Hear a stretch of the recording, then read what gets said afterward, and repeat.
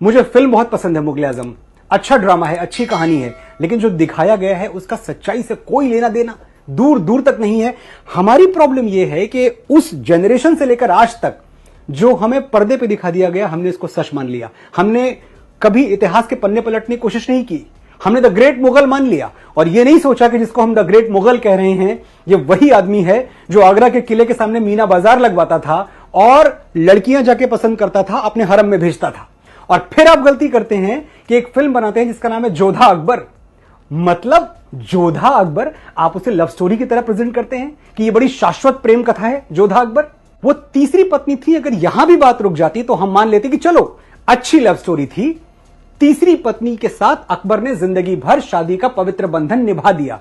जोधाबाई के बाद 9 शादियां की हैं। कुछ इतिहासकार ये भी मानते हैं कि तकरीबन 36 शादियां की थी अकबर ने। ये कौन सी मोहब्बत थी? ये कौन सी मोहब्बत थी जो कभी रुकी ही नहीं? ये कौन सी मोहब्बत थी कि 1562 में अकबर जोधाबाई से विवाह करते हैं और 21 जून 1576 को पूरा मालवा उजाड़ देते हैं, बाज बहादुर को मार देते हैं, रानी रूपमती खुदकुशी कर लेती हैं क्योंकि रानी रूपमती के रूप का वर्णन सुन के यह आदमी पागल हो गया था। अकबर के बारे में यह सुनते रहते हैं कि भेष बदल के घूमते रहते थे। भेष बदल के घूमते थे, क्यों घूमते थे? भेष बदल के प्रजा का हालचाल जानने के लिए घूमते थे। यह तो झूठा इतिहास है जो हमें पिलाया गया है। सच यह है कि भेष बदल के हंटिंग ग्राउंड में घूमते थे, वो शिकार करने के लिए घूमते थे कि किसका शिकार करें। और ऐसा ही एक दिन था, इतिहासकारों ने लिखा है, जब अकबर रात के वक्त भेष बदल के घूम रहे थे और एक जगह नुक्कड़ नाटक चल रहा था। तो उस नुक्कड़ नाटक में जो कलाकार था वो रानी रूपमती की सुंदरता का वर्णन कर रहा था कि कैसे दुनिया में रानी रूपमती से ज्यादा सुंदर कोई और नहीं है। अकबर उस समूह में जो वो नाटक देख रहा था वहां खड़े हो गए और सुनते रहे बहुत देर तक, और उनके दिमाग में इस तरह रानी की खूबसूरती का नशा छाया कि उन्होंने अगले दिन अपनी फौजों को, जो उनके सौतेले भाई थे, जो उनकी दाई के पेट से पैदा हुए थे, सौतेला तो नहीं पर भाई मानते थे उनको आदेश दिया कि तुम जाओ और रानी रूपमती को उठा के लाओ। रानी रूपमती को लाने की, वो सती थी, रानी रूपमती थी, बाज बहादुर बहुत बहादुर थे। इन लोगों ने सरेंडर नहीं किया और अकबरी फौजों ने पूरा मालवा तहस नहस कर दिया। वो मालवा जो साहित्य का, संगीत का, लिटरेचर का, अदब का गढ़ था, जहां कोई बुराई ही नहीं थी। मैं ये कह दूं, अगर एक जो परफेक्ट स्टेट होता है, परफेक्ट ऑर्डर में स्टेट होता है, मालवा ऐसी जगह थी। अकबरी फौजों ने सब बर्बाद कर दिया। यह जोधाबाई से शादी के तकरीबन 14 साल बाद की घटना है। तो अकबर तो कहीं रुका ही नहीं, जब तक जिया अपनी हवस, अपनी वासना का पुजारी बना रहा।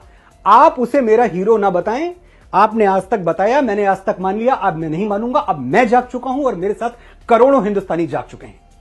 जब हमें बताया जाता है कि हम इतने साल मुगलों के गुलाम रहे, अरे ये तो जो सिलेबस में पढ़ाया गया है वो झूठ है। हमें कभी यह क्यों नहीं पढ़ाया गया कि हमीर सिंह ने, महाराजा हमीर सिंह ने मोहम्मद बिन तुगलक को 6 महीने बंदी बना के रखा? ये चैप्टर में कहां है? कौन सी टेक्स्ट बुक में यह पाठ है? हमें क्यों नहीं बताया गया कि महाराणा कुंभा ने खिलजी को महीनों कैद में रखा? हमें क्यों नहीं बताया गया कि महाराणा सांगा ने दिल्ली के सुल्तान इब्राहिम लोदी को खटोली के युद्ध में पराजित किया और बुरी तरह पराजित किया? हमें 7वीं सदी क्यों नहीं गिनवाई जाती, जब बप्पा रावल ने मोहम्मद बिन कासिम को ईरान तक दौड़ा दौड़ा के मारा था? ये सब हमें नहीं पढ़ाया जाता। हमें तो पढ़ाया जाता है कि भारत में मुगलों का राज था, जबकि उनकी सल्तनत तो भारत की सल्तनत नहीं थी, दिल्ली सल्तनत थी। यानी कुल मिलाकर दिल्ली के इर्द गिर्द राज करते थे। अगर आप महाराष्ट्र की तरफ देखें तो छत्रपति शिवाजी महाराज का डंका बज रहा था, उनकी तलवारों के आगे किसी की मजाल नहीं थी आके खड़ा हो जाए। अगर आप साउथ की तरफ जाएं तो वहां की एम्पायर जो थी, जो वहां के राजा थे, वो बड़े मजबूत थे। राजस्थान कभी ये पूरी तरह ले ही नहीं पाए, गुजरात की तरफ ये पहुंचे ही नहीं। हम कहां की बात कर रहे हैं? क्या मजाक है ये? कौन सी सल्तनत और कौन सा मुगल साम्राज्य? जब हम एक वर्ड यूज करते हैं ना, the Mughal of music, the Mughal of this, the Mughal of business, पहली बात तो ये सोच बदल दीजिए, क्योंकि ये सिर्फ भगोड़े थे और ये बाद में लुटेरे थे। इनकी तीसरी कोई पहचान नहीं है।